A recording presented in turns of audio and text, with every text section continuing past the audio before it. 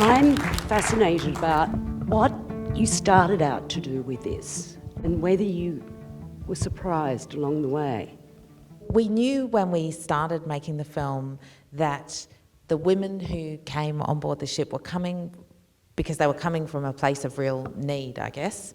They were, all working in STEM, and they'd all experienced things significant enough in their professional lives that meant that they were willing to make quite big personal sacrifice, quite big financial sacrifice, and also personal sacrifice in terms of taking a month out of their lives to go. And so we did set out to tell their very personal stories to illustrate some of those kind of bigger, wider issues that face women in STEM, and you could see all of that.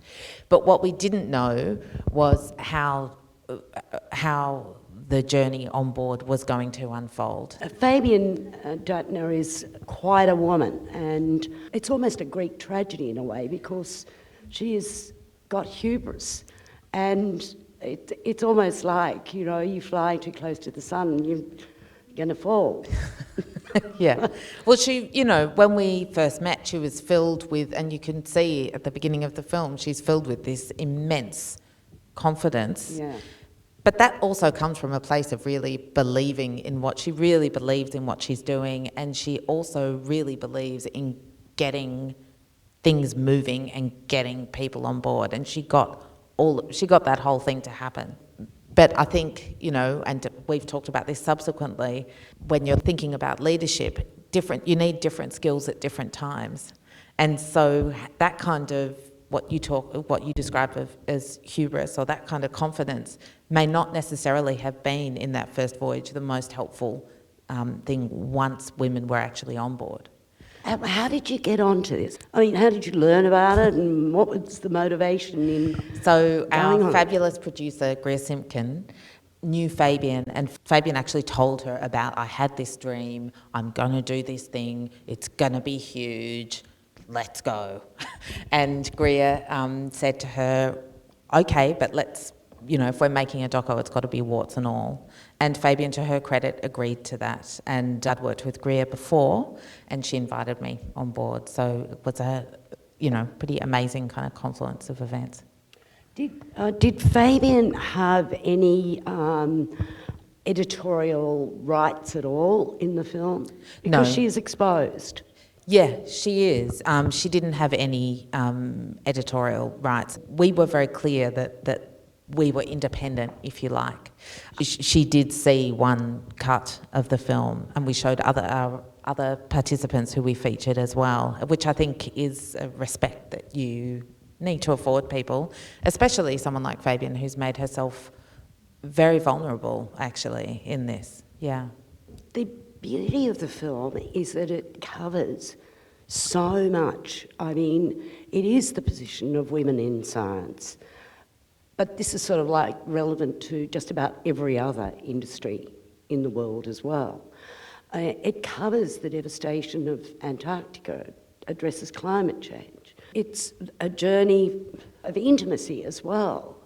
How did you choose the women to focus on? I didn't know any of the women before getting on board the ship, but we'd worked on kind of, I guess, the key kind of areas that women in STEM really come up against. Sexual harassment, the kind of maternal wall, a confidence gap, and some of the other themes that you see. And so when I talked to women on board when we first got on board, and I was madly kind of looking at these, almost 100 women kind of going, how are we going to do all of this? Yeah. Obviously, the first thing was the finding women who actually were interested and wanted to talk and wanted to, were happy to be filmed.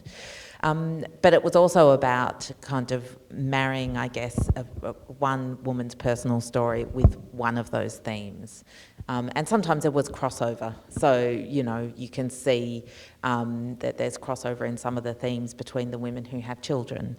And, things are not so neat. But that was basically how we decided to try and approach that. Did you interview all 76 of them? No. No. So and there were still some women who, on the first, after day 9 or something, I saw them and I'd never seen them before.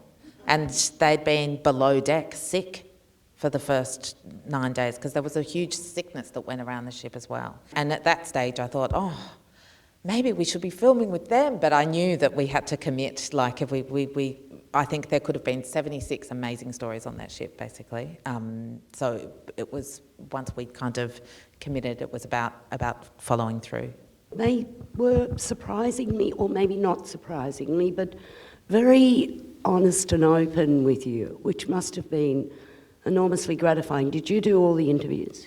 Yes, yep. I didn't do Borneo with Samantha Grover and China. I had just had a second baby, so we had a field director do some of those. But on board, yes, and the others I did, yeah. It looks so beautiful. I mean, it really is beautifully shot. How did you choose your cinematographer? Well, Dale Cochran is an amazing drone photographer, a drone cinematographer. And that was one of the really big things, was that we knew that we really wanted to have a drone in Antarctica.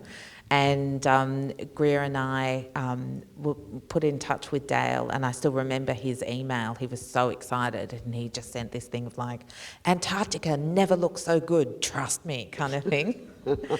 And he was just a real joy to work with. And the other thing as well is, because we'd been on the ship, then subsequently when we did follow-up filming, we all had been through this thing together in some ways, and so we kind of had that relationship, and that was great.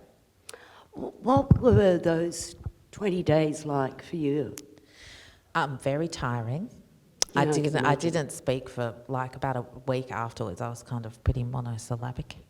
But pretty extraordinary. I mean, I had always wanted to go to Antarctica, so that was pretty exceptional.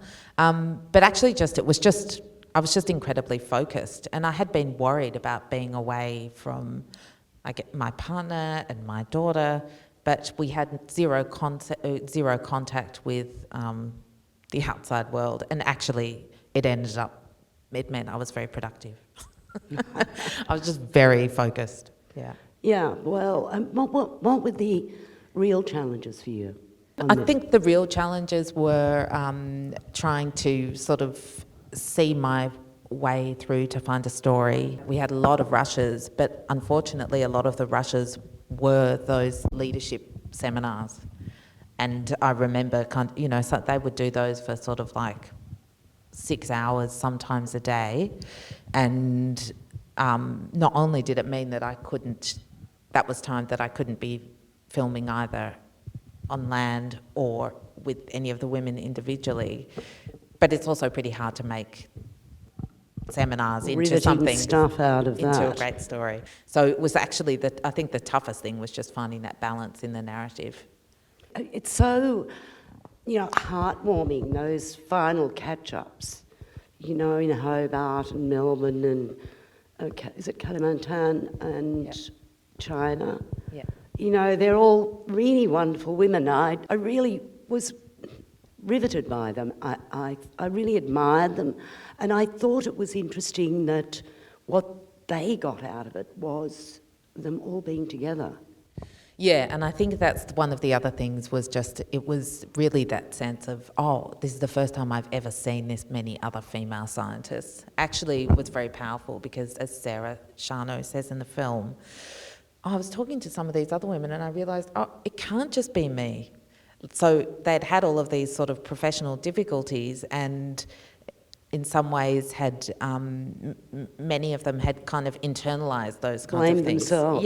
Yeah, because they're not necessarily around other women where they're kind of, bitching about the guys they're working with. And the tradition of science is one of kind of objectivity and of seeing itself as immune from culture. So there's not really a culture within science that encourages you to look at things through a gender lens or a race lens or anything else. So I think that was probably the single most thing that a lot of the women found really, really positive, and that they continue to talk about, is the fact that they have a network. It looks like Disasterville at one stage, this voyage, and then something really decent emerges from it, and not just for the women, but for Fabian as well. Yeah, and also the people who they're like Sarah's working on a cure for malaria. Yeah. Sam Grover is kind of, out. Getting your hands dirty.